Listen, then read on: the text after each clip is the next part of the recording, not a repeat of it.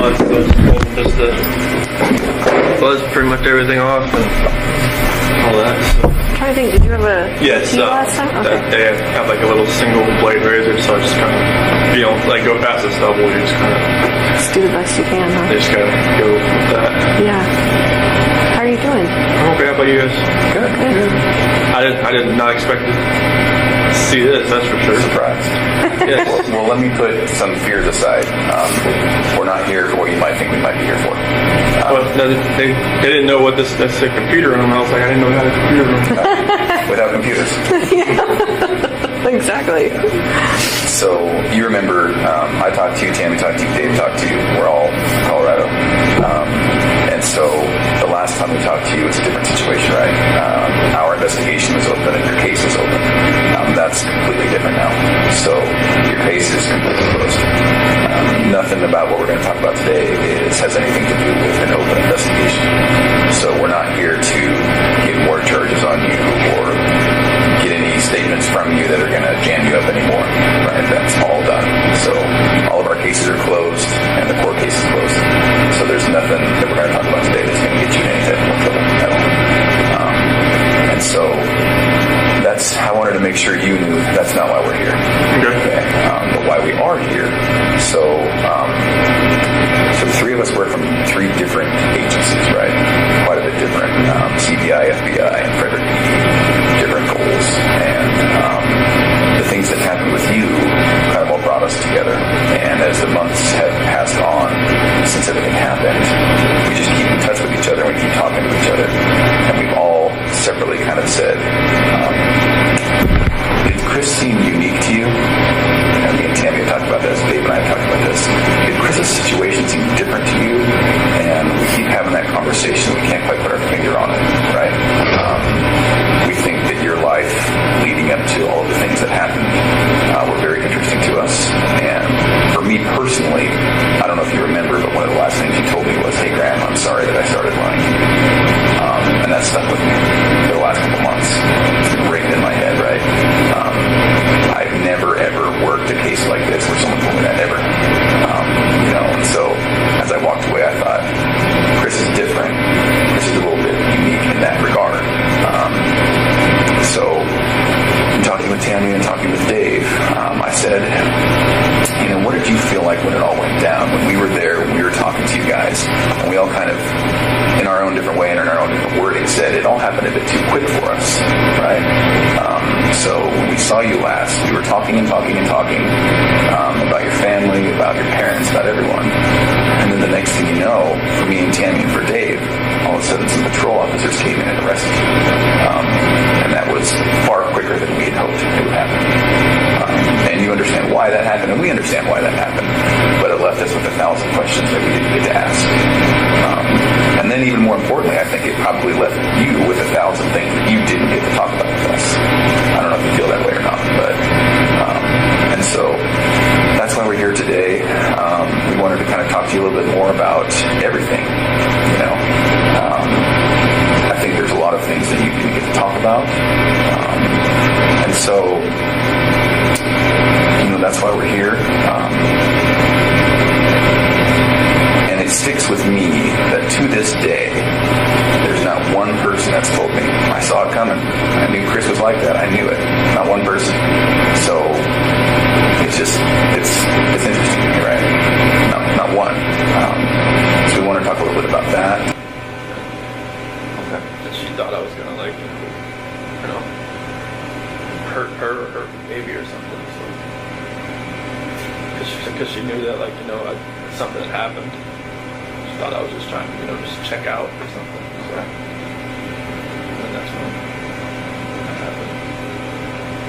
I know it's hard, but do you mind if we talk just a tiny bit deeper about that? So, she comes home,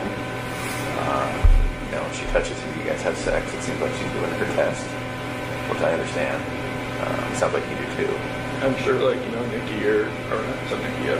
Nicole Atkinson or Cassie probably told her, That's what I was thinking, right? They talked about it during that whole weekend. More than likely. That's my parents told me there was going through text messages. It's all pretty much they all Colorado. Colorado. Like, it moved me away from like the DOC there because I just knew, like, 'cause they were saying there was a hit on me. They said if I was going to a DOC in Colorado, like, I'd last a week and I'd be dead. Because of like the gangs and all that kind of stuff. So like, I just felt like God moved me here for a reason, and I'll, hopefully I can help people that way. But like, I didn't want my family, I didn't want Shanann's family, all of our friends, like, having to go through that, because after a while I knew it was like, this stuff was everywhere. And I knew like all her Thrive friends, everybody, that was just like, it would just broke just that hole in their heart just a little bit bigger every time. I didn't want that. I knew it would have gotten worse. I didn't want it to get any worse than it already was. Did you ever think about, well, it could be very believable, what I told him, it could be very believable that Shanann did, end the girls. And so maybe if I tried to convince people that, maybe if I fought with my attorneys on that, maybe I could lessen it somehow. Did you ever think about that? Honestly, I never even thought about the story until you guys mentioned it. Yeah? Okay. I wondered. I never even thought about it until you guys mentioned it. So what did you think about it once it got mentioned? It's just like, I just went with it. I didn't, like, I knew my dad was out there. I knew it was like, I knew they would probably believe it because, my mom and my sister just never really liked Shanann. I knew that, like, I mean, through all this, like, I got letters from some of my friends that even said, when we went to your house, we could see, Shanann was more of a dominant personality and more of like, hey, you're always helping with the kids and everything. Just, you're a great dad and everything. We could see, a couple things that I never saw or, whatnot. And even my best friend Mark even said, there was always, something, I didn't really get with Shanann. I was just like, nobody ever told me any of this stuff, but okay. But yeah, I never thought about that story. And, that's what my attorneys were going with. And then, like, I think it was probably the second week I told them, like, what had really happened. What did they say after that? They were quiet. They were writing it down. As the alleged prison call continued circulating, the conversation surrounding it began to shift in a deeper and more complicated direction. It was no longer just about the words being spoken. It became about what those words might reveal after years of confinement. Listeners started focusing less on individual statements and more on the overall tone of the conversation, trying to understand what it suggested about the mindset of Chris Watts behind prison walls. Some people who discussed the call claimed it sounded emotionally flat, almost routine, as though prison life had reduced daily conversations into something mechanical over time. Others pointed to moments where they believed frustration or exhaustion briefly surfaced beneath the calm delivery. According to reactions online, the contrast between those two impressions became one of the most unsettling aspects of the recording. Was the calmness genuine acceptance of prison life, or was it emotional detachment developed after years of isolation and public scrutiny? At the same time, commentators and true crime followers began debating another possibility, that the call reflected someone carefully managing how they were perceived. Because prison calls are monitored and can sometimes become public, some argued that every sentence may have been chosen deliberately. Others pushed back against that idea, saying that long-term confinement can naturally change the way people communicate, especially when most conversations happen within a highly controlled environment. As more interpretations surfaced, the leaked call started feeling less like a single recording and more like a mirror, reflecting different assumptions from everyone listening to it. Some heard manipulation, others heard emotional fatigue, and some believed the truth might exist somewhere between the two. If you're still following this story, make sure you hit that subscribe button, because what happens next takes the discussion even further into questions about perception, guilt, and psychological change behind bars. Because once a recording like this enters the public eye, people don't just hear what's being said, they begin searching for what they believe is hidden underneath it. As the alleged prison call continued spreading online, the reaction to it became impossible to ignore.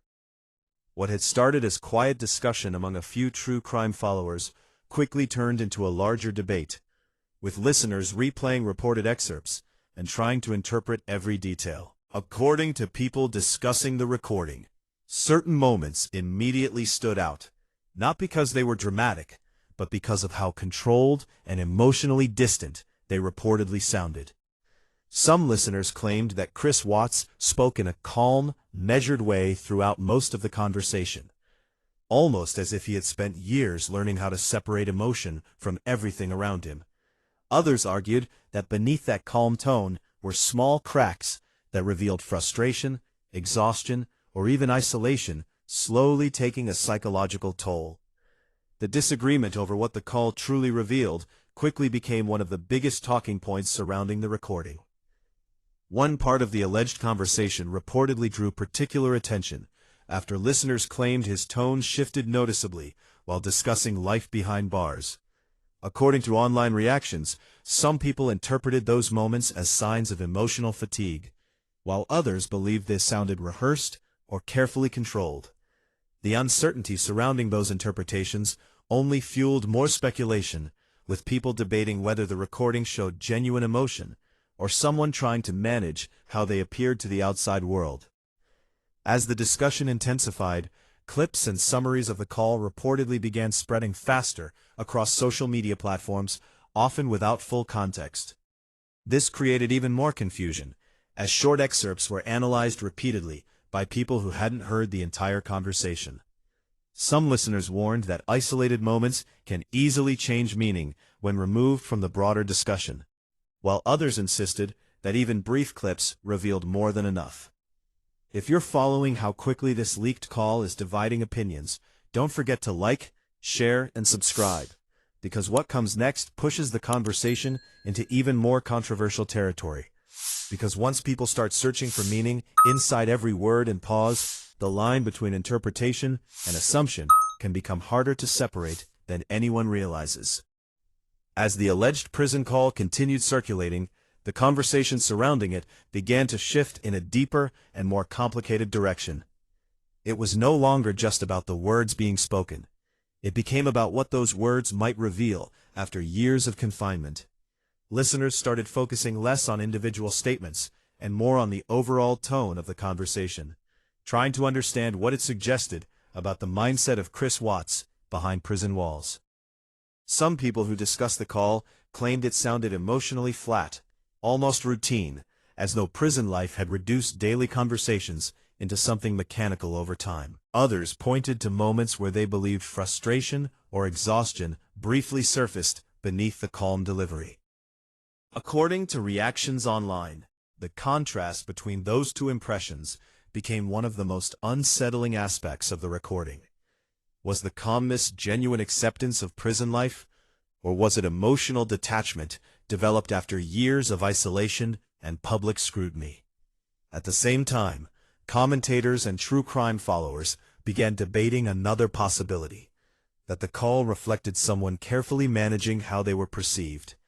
Because prison calls are monitored and can sometimes become public, some argued that every sentence may have been chosen deliberately. Others pushed back against that idea, saying that long-term confinement can naturally change the way people communicate, especially when most conversations happen within a highly controlled environment. As more interpretations surfaced, the leaked call started feeling less like a single recording, and more like a mirror reflecting different assumptions from everyone listening to it. Some heard manipulation, others heard emotional fatigue, and some believed the truth might exist somewhere between the two. If you're still following this story, make sure you hit that subscribe button, because what happens next takes the discussion even further into questions about perception, guilt, and psychological change behind bars. Because once a recording like this enters the public eye, people don't just hear what's being said, they begin searching for what they believe is hidden underneath it. By this stage, the alleged prison phone call had evolved far beyond a simple leaked recording. It had become the center of a much larger conversation about perception, psychology, and what years of confinement can do to a person over time. Online discussions surrounding Chris Watts reportedly grew more intense with each passing day, as listeners continued replaying the call and debating what they believed they were hearing beneath the surface. Some people focused on the emotional tone of the conversation, arguing that the detached delivery revealed someone who had become psychologically numb after years behind bars.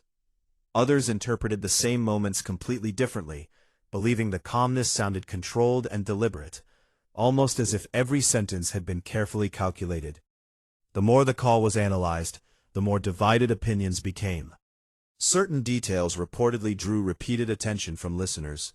Small pauses before answering questions, shifts in tone during certain parts of the conversation, and moments where responses allegedly sounded distant or emotionally drained.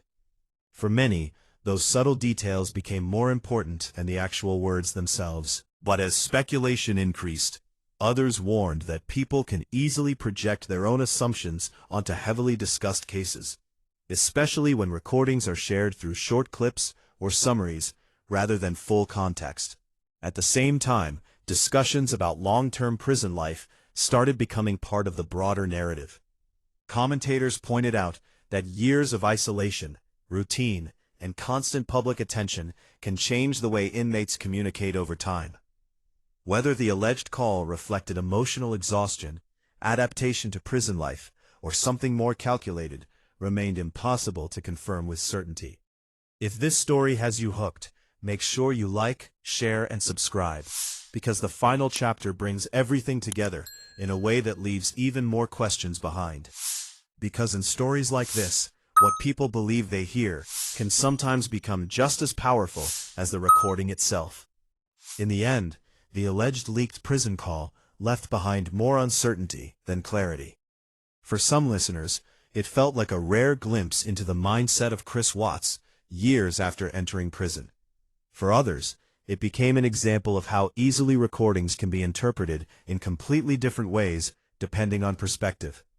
What one person heard as emotional detachment, another heard as exhaustion. What some believed sounded calculated, others viewed as the psychological effect of long-term confinement. As discussions surrounding the call continued online, one thing became clear: the fascination with the case had never fully disappeared. Even years later, a single alleged recording was enough to reignite debates, theories, and emotional reactions across true crime communities.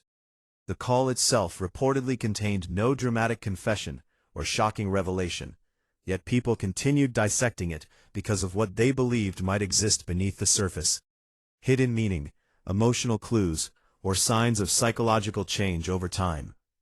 At the same time, others cautioned against overanalyzing isolated moments. Prison calls are often fragmented when shared publicly, and tone can be interpreted differently depending on the listener. Without full context, small pauses or changes in delivery can quickly take on meanings that may or may not reflect reality. But once public attention locks on to those details, separating fact from interpretation becomes increasingly difficult. If you've stayed with this story until the very end, make sure you like, share, and subscribe, because stories like this reveal how a single moment can continue shaping public perception long after the original headlines fade. Because sometimes, the most unsettling part of a story isn't what's clearly said, it's the unanswered questions people continue asking afterward. And in this case, that may be exactly why the alleged prison call continues to draw attention. Not because it provided clear answers, but because it opened the door to interpretations that people are still debating long after the conversation ended.